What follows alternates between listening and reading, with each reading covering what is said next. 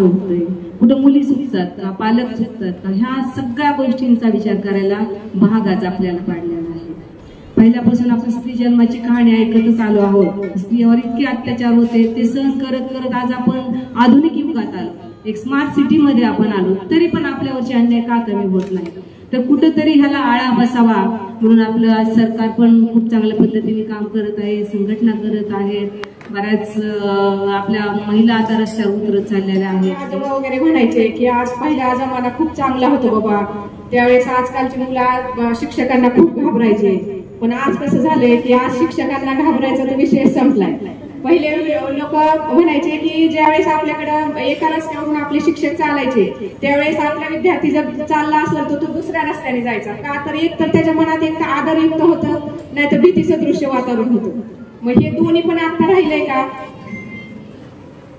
मग ते का नाही राहिलं. तर ह्याच्यात एक तर ह्या दोघांच्या नात्यामध्ये मला तरी असं वाटतं, एक तर शिक्षक आणि विद्यार्थी ह्यांच्यामध्ये शिक्षकांमध्ये तर अहंगड नसावा आणि विद्यार्थ्यांच्यात न्यूनगंड नसावा. आणि येणाऱ्या काळाची पावलं ओळखून आपल्याला जी काही तुमची उर्वरित वाटचाल करायची आयुष्याची, ठीक आहे आतापर्यंतचा जो काही वेळ काळ गेलेला आहे हा तुमचा पास्ट होता, पण येणारा भविष्य काळ हा अतिशय सिक्युअर तसेच